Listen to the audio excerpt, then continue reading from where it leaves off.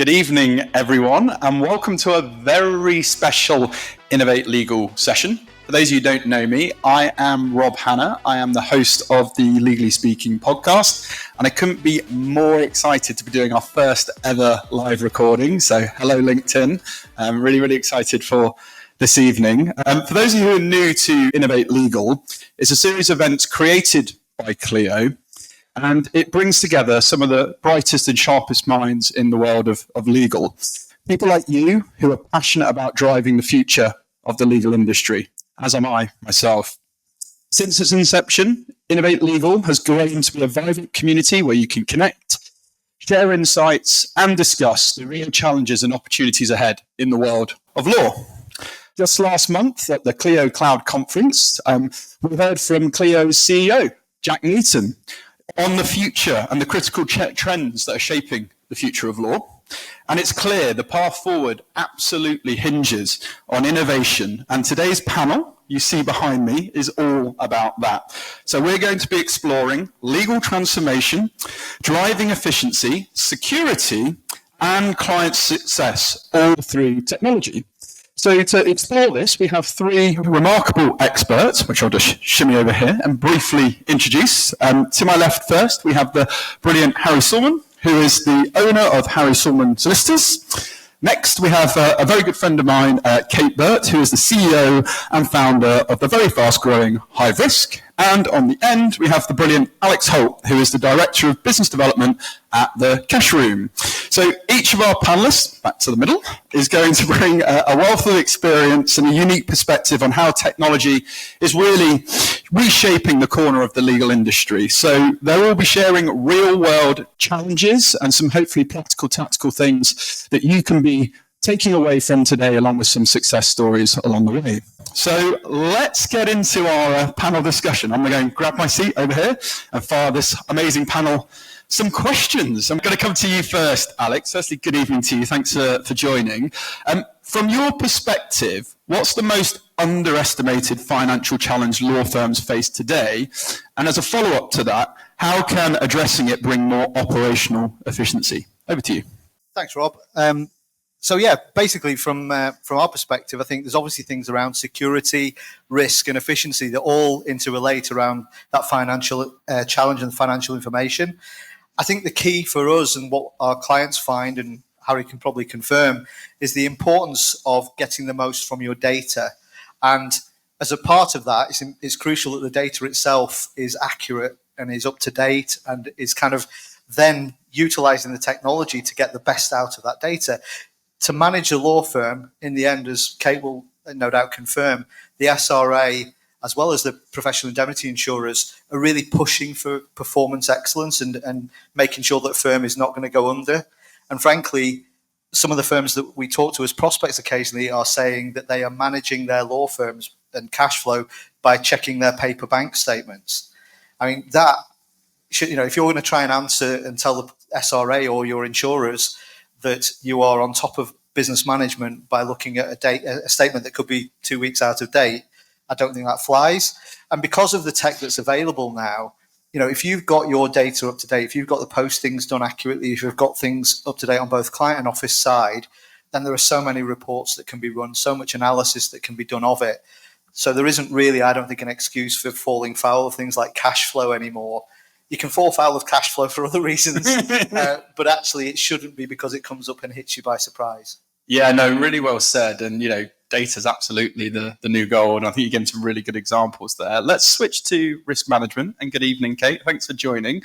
So given the rise of cyber threats and the growing dependence on digital operations, what critical blind spots do you often see firms overlook when it comes to risk management? I think for all firms, no matter what the size, they're getting better at managing their own risk and looking their own security.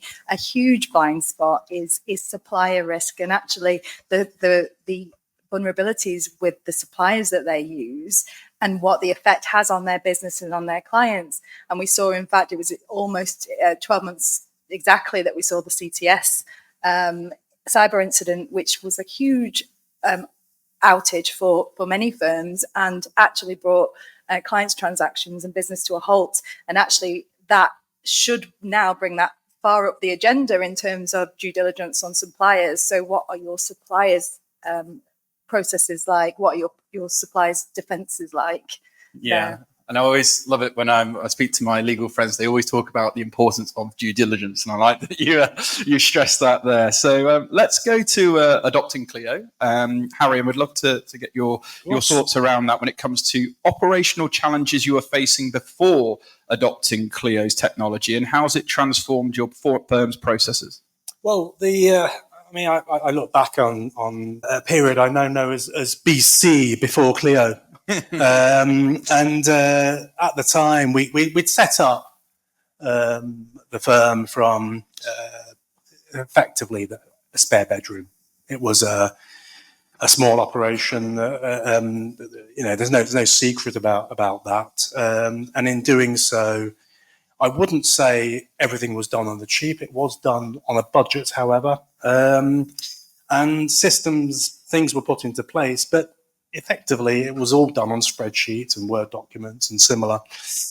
That's okay up to 30, 40 cases. But once you get beyond that, we needed something a bit more robust. And at the same time, we were applying for Lexcel as well. So we started looking around for a system, we contacted various providers. We had various so-called beauty parades. I remember one rather amusing story where I was given a demonstration for about 30 minutes, and eventually the person giving the demonstration said, "Hey, by the way, how big are you as a firm?" And I said, "Well, it's just me." And she said, "Well, I'm very sorry, we can't take this any further. We need a minimum of 5 people." You just wasted half an hour of my time. So eventually we had a demonstration from Clio. It was really good. It ticked all the boxes. We signed up. There was then a period of hesitancy because lawyers always default to doing the casework and to defaulting to what they know.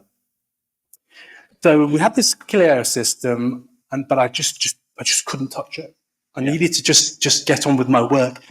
But what we have now is a fully integrated system. We've got all the key dates in one place. We've got the time recording in one place. You press a button, the invoicing is done. You can see the financial records on the system. It links in with our accounts package. Emails come in. You can keep an eye on who's doing what and who's sending what, all in one place. The functionality is quite remarkable. And the other benefit is you can pack your laptop up, work from anywhere, and everything is there. It's a remarkable package in that it's very intuitive. Those who switch, I've spoken to people who sort of switch packages because of their roles. They may do a bit of work for different law firms, and they all say that Clio is intuitive, a bit like an iPhone. Yeah. Everything is in the place you expect it to be. So that's just a summary of what we went through. Yeah, some really good examples there. And actually, we've had a number of guests on our Legally Speaking podcast that have used Clio that spoke exactly to that. It is that intuitive piece. It's almost like picking up the iPhone, being able to navigate around, and you practice in your pocket, in effect, haven't you? A lesson for sales there, from becoming the salesperson in me, and when it comes to effective questioning and qualifying prospects pre-pitching. I think if there was ever a lesson for that provider, maybe they got a harsh one. This is a question for all of you, so I'll probably roll along the panel. I'll come to you, Alex, in terms of the world of ROI and fintech. So we're in a pretty competitive space. How do you recommend law firms actually calculate the ROI of investing in financial technology? Can you share an example of where you've seen a significant ROI improvement? Coming to you first, Alex. Sure, absolutely. I think a starting point before any of that has to be what the firm is looking to achieve by getting that technology in. So it shouldn't just be because everybody else has got it. It should be because you've got a business case for it already. So part of your assessment of ROI is what's the business case generally.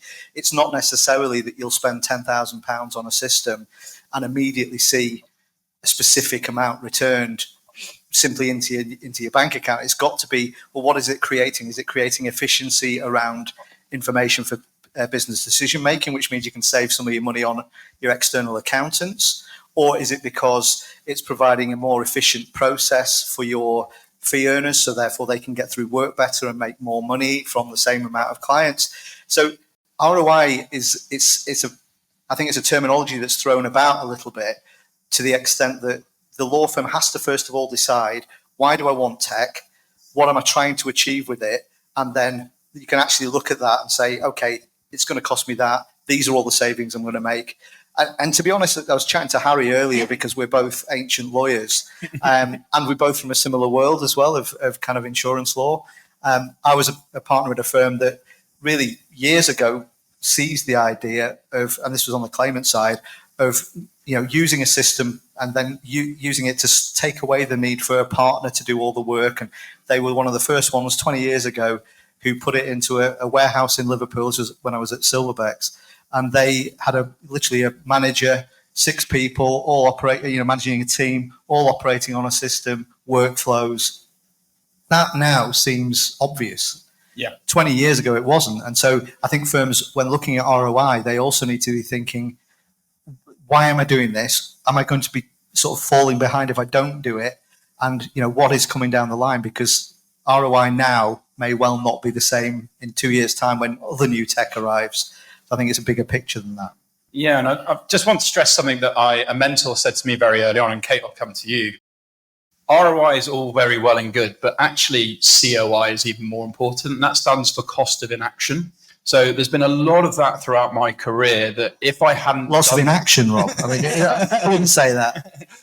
Cost of inaction for me. And so I'm a big advocate for what you're saying there, basically, Alex, in terms of obviously look at the ROI, but sometime adopting technology, being able to sort of, go for it, you'll have a far greater upside. But Kate, we'd love to come to you on the same question in terms of the role of fintech and some of the significant ROI improvements you've seen. I've got a couple of different perspectives here. One, working with lots of different law firms across the country and seeing it done really well and seeing it done badly, but also as a business owner myself, as an SME, professional services business myself.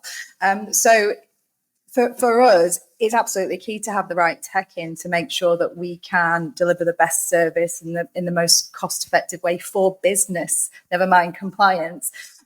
The ways we've seen it done badly and maybe tripped up ourselves in business is looking for the solution before understanding the problem, and that falling into the beauty parades. And it all sounds amazing, doesn't it? On the demos, they all sound great.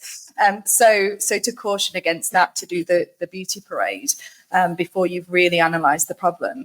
And the second thing, and this is something we're big advocates on, is seeking that expert advice from those who know what they're looking at. So as a business, that's what we're doing with our technology and our process mapping, is actually outsourcing that to get the experts to get to the answer and the solution much quicker. By sort of investing on the upfront, you're going to save a lot more, and actually not just save, but actually the advances and the increase in the bottom line is huge if you get it right.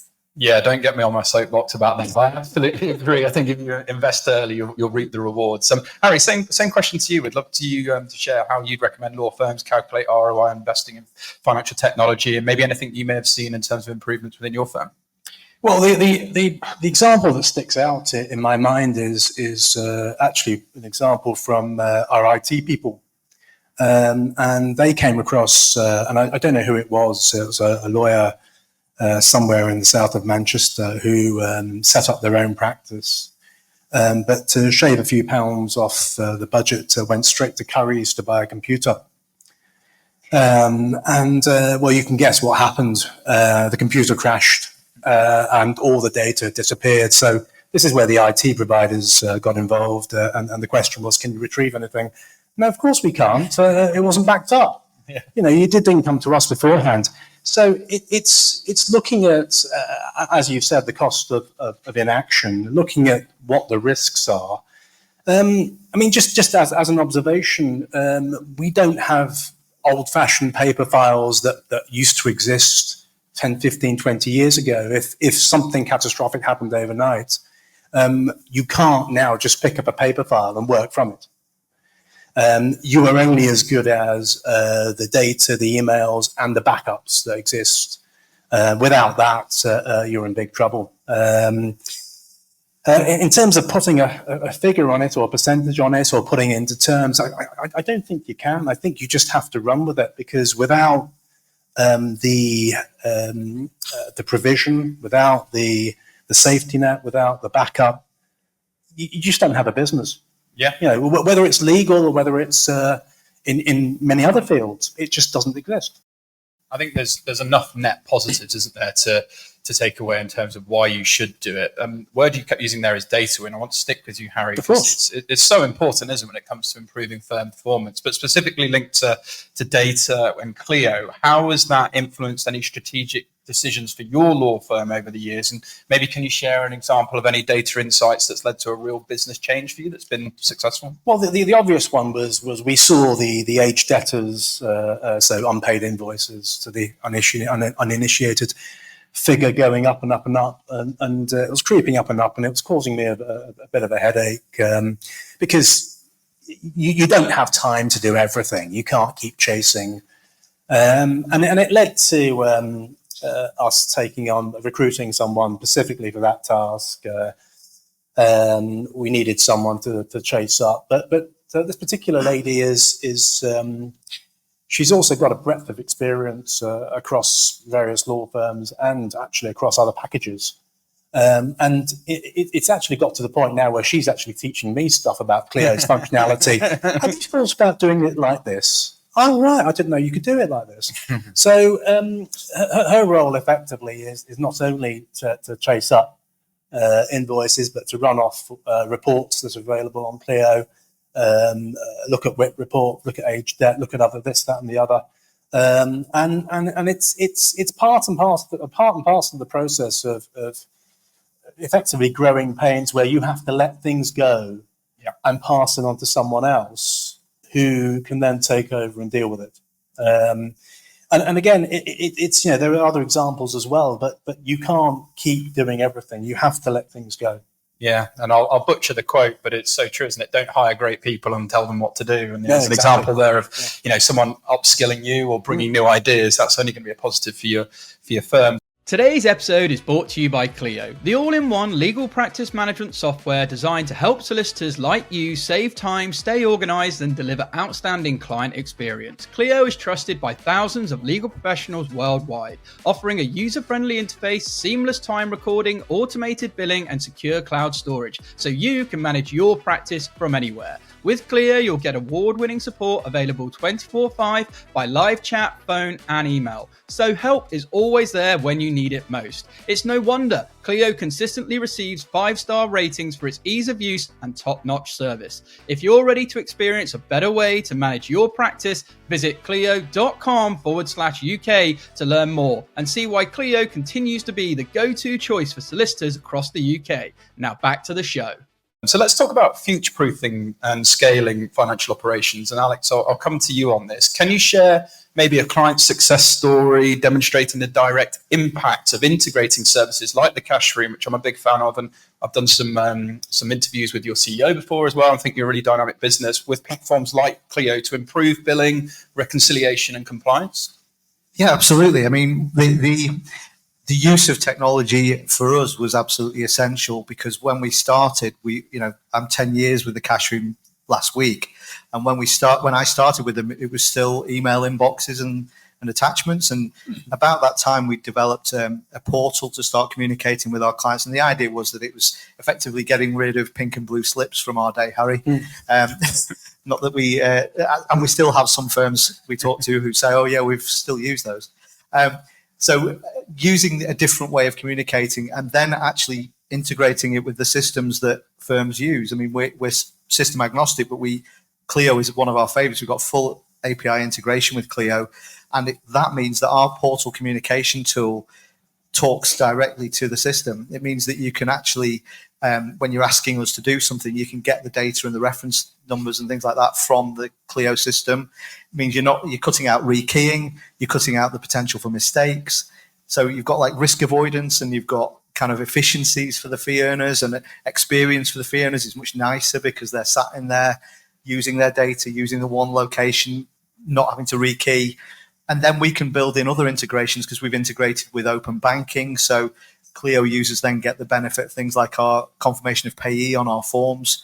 So in essence, what you're saying is the tech that is around, if you don't integrate it, you don't maximize the benefits of it, because you can have, things like Amicus or Armalytics or various entities at the front end of a system that you can integrate into your processes for some of the compliance stuff you need on AML, source of funds. You can have integrations with process and service, the sort of thing that we do. You can have integrations with communication tools like InCase. There are so many things that are useful out there. And if you actually knit them all together, the end user's experience is better. Your reviews on Google are better. Your return on investment is better. Everything improves. So kind of coming up with a coherent approach to tech's absolutely crucial, I think. Yeah, well, a couple of things. Firstly, congratulations on 10 years. Thank you. And, integration is so important. A kind of extension of that is like collaboration. And again, someone taught me on very early, collaboration is domination. If you can get these all to collaborate and integrate super well, it's going to be super impactful. Right, Kate, we'd like to come to you in terms of future trends in risk management. So what's one security measure or risk management protocol that law firms should adopt now, given the trends you foresee shaping the industry? Yeah, I mean, I don't know whether it's necessarily trends, but something you should be doing anyway and continue doing and investing in is looking at the frameworks that you're using on cybersecurity, for example, and cyber essentials. If you don't have it, and the answer really depends on the maturity of the firm and the size of the firm. So some firms are a lot further along in this process. So for the smaller firm, if you don't have anything in place, looking at something like Cyber Essentials Plus. For the larger firms, maybe ISO 27001. So there's different frameworks out there to suit your individual firm.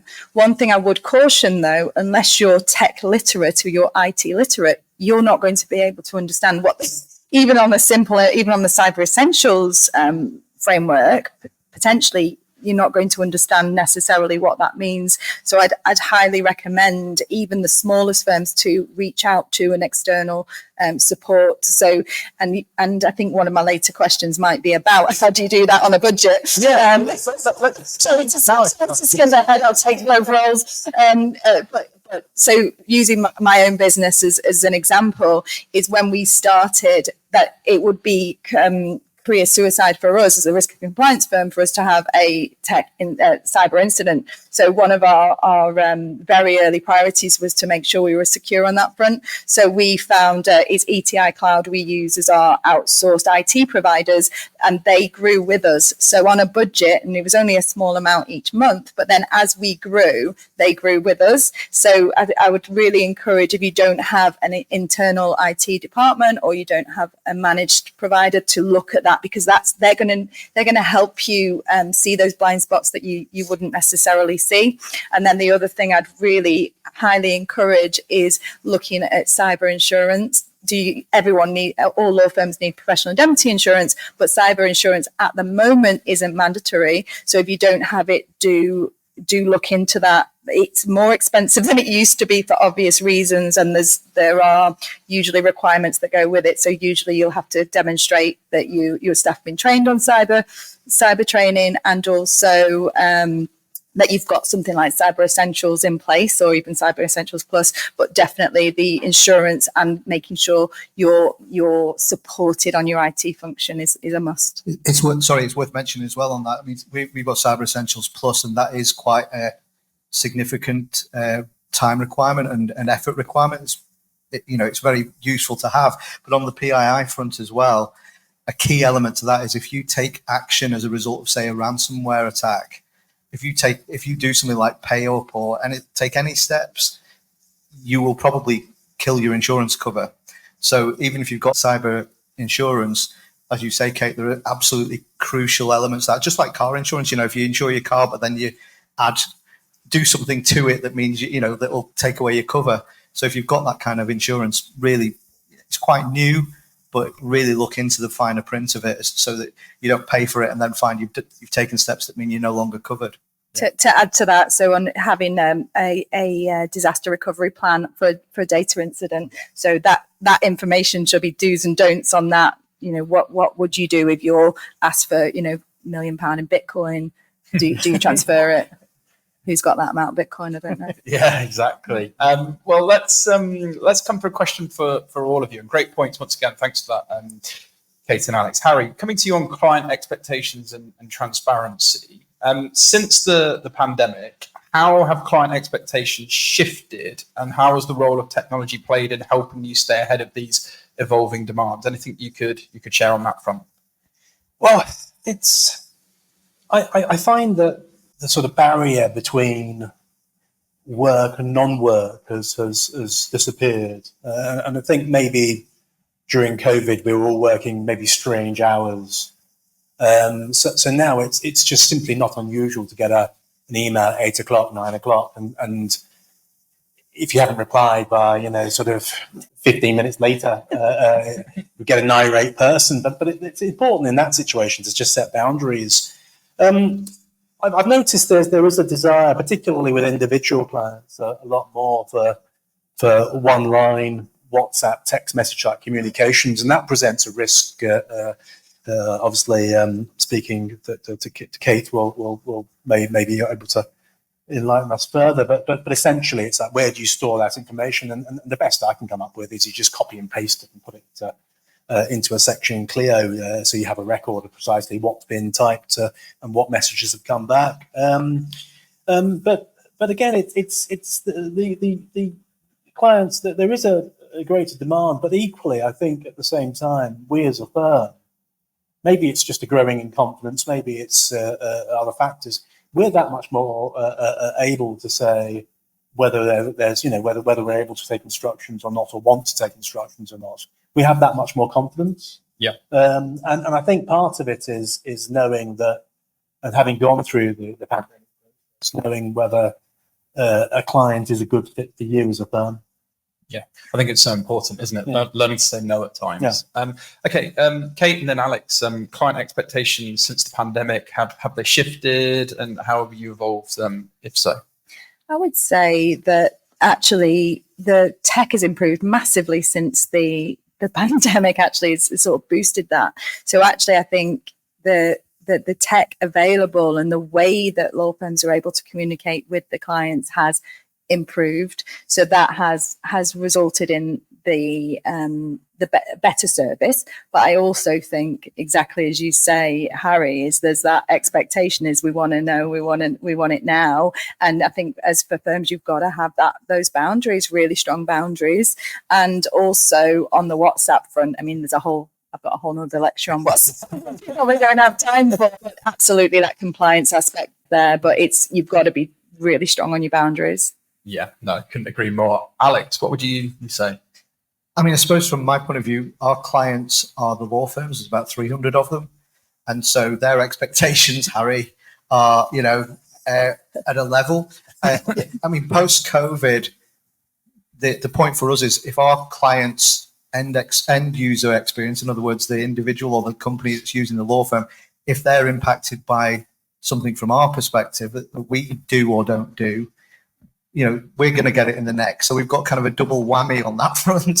I think the hybrid working thing has become a real challenge to law firms and to us, and to anybody, in fact, because it's just an expected norm now. So for us, the development of technology and the way that we shifted and the way we tried to improve that was to continuously improve sort of task management and data management, so that we could see what we'd been asked to do, when we'd been asked to do it, and where it was up to in a process. And our clients could also see that. And if you've got that, then actually you start getting to a point where the client can then see that, really, so using the lawyer term, if the client can understand where they're up to on a matter, they're going to be happier. And that goes just as much for anybody working for law firms. If they know where, if they ask you to do something, Kate, and they understand where you're up to on it, they're a lot happier. Can I just add something when we talk about the WhatsApp, and just a challenge that we have as a business and we see in our law firms as well, is you'll get something on Messenger or something on LinkedIn. You've got WhatsApp, you've got Slack, you've got, Teams. And it's like that is stressful. Having this and just thinking of my day today. So bringing that all together and being strong on that. But also there's the compliance angle on there and file matter management. If you've got all this around? Have you got where's your single source of truth? Where's your, where's your file? Yeah. And then, of course, the data security and the confidentiality aspect as well. Absolutely. I mean, the data that we mentioned, the portal we have, so that is, it's archivable, searchable. And so the point being that if somebody asks us to do something on the portal, we do the postings onto the system, but we also can communicate about that particular item. And what we found is that that's really good for subsequent SAR audit. If they're going, well, what happened in relation to that particular payment? They can actually look back and not only see what's on the ledger, but they can actually see any communication that went backwards and forwards between, potentially the fee earner, us, a partner, and they've got the whole story there, which, time-stamped and everything else. So again, from a compliance point of view, I think if you're trying to manage that post-COVID freedom of movement and freedom of information, then getting as much of it as you can, but making it searchable and usable is crucial. Yeah, completely agree. Some really good examples there on transparency, and brings to mind sometimes it's just better to be clear than it is to be overly clever when it comes to these things. Okay, I've got a question for all of you before we look to close, and it's some advice for law firm owners. I'm very much on the tech for good, really kind of pro technology, but perhaps there's a few founders, law firm owners who are a little bit hesitant in terms of investing in legal tech specifically. What would you say is the most critical operational bottleneck they should address first with technology? Coming to you first, Harry, then Kate, then Alex. Well, before the operational bottleneck, it's a mental thing, isn't it? It's just making the decision to do it. That can be the hardest part. The next phase is working out precisely what you want the technology to be doing, and we touched on this earlier. If you contact a provider and sit through a demonstration, you'll be given a glossy outline of what something can do. But is it right for you? Will it work? And to that end, the solution can be actually quite simple. It can be pick up the phone to a law firm similar to your size and find out what they do. Collaboration is very welcome. Or there are sources of information. I mean, Kate's business and her colleagues will have contacts, will know what works for various sizes of law firms. Great source of information. There are others as well out there you can ask. And again, it's not necessarily a case of sort of just contacting anyone out of thin air. There are people you can turn to. There are lawyers, decision makers, people in and around the legal industry who may have some intel as to what would work for you and whether it will tick the boxes. So I think that those are the two key things to think about. And I think it plays to, and it's great that Clio put on the event this evening, the power of community, and it's something I'm passionate about as a legal community builder. And as you say, collaborating, there is people actually willing to help you if you go out there and seek it. Kate, we'd love to come to you on some of your thoughts around that question. So what we see day to day, the biggest impact, or the one thing that you could do to just fix and have a massive impact is on your client onboarding, particularly, both from the perspective of your client's experience, how slick and how easy it is to interact with you and instruct you, but also on the compliance side of it. If you're still doing manual due diligence checks, like, honestly, get with the program because you're, in terms of the time that's wasted and the bottleneck, when you, particularly in the question, that's a huge bottleneck. And if you're either spending a lot of time doing it and not getting paid properly for it, or you're not doing it properly, and both of those are bad, particularly with the SRA's attention on it at the moment. So absolutely, my number one takeaway from here is get your onboarding right, both in terms of the processes and the tech. Yeah, very well said. +1 to that. Alex, would love for you to share your thoughts. Okay, both of those were my answers. I did cheat a little bit and look at what he said. No, so I think I'd slightly hark back to what I said right at the very beginning, which is, any bottleneck is often caused by a problem making a decision, as you said, Harry. And so how are you going to get to the point where you can make the decision? And so it's back to the idea that using a system like Clio that then has all sorts of reporting and all sorts of data available to you makes the decision making easier. Doesn't mean, unfortunately, that all lawyers will then go on and make a decision, but at least they have the information to at their fingertips to be informed when they're trying to do so. So I think, for me, absolutely get the right kit, get the right use of that kit, and then speaking back to when I was a lawyer, you get dumped with raw data at the end of each month. It wouldn't really tell you a lot, or certainly I wasn't able to translate it necessarily. So get the right inputs, as Kate says, get somebody who can do some management accounting for you, give you some analysis of what the data's telling you, because that will then help you make the decisions and avoid those bottlenecks, I think. Yeah, no, really well said, and a fascinating discussion. So I just want to thank our three panelists. But before so, I think you're all impressed we didn't actually use the words artificial intelligence or AI, as there is a bit of fatigue around that. But of course, that is very much here and we support that. But I thought it was quite interesting. We managed to do a whole podcast without that today. So thank you ever so much, Alex Holt and the wonderful Kate Burt and Harry Suleman for joining us. And just as we look to wrap up, I have a question for you in the audience and those online, which is, what's one challenge your firm is currently facing that technology could help to solve? Let's join the conversation. Use the hashtag Legally Speaking Live. Would love to hear your thoughts and challenges around that. But from me, it's been an absolute pleasure hosting you all. To all of you in the audience and watching online, thank you so much. But as I always say on the Legally Speaking podcast, for now, over and out. Thank you for listening to this week's episode. If you like the content here, why not check out our world-leading content and collaboration hub, the Legally Speaking Club, over on Discord. Go to our website, www.legallyspeakingpodcast.com, for the link to join our community there. Over and out.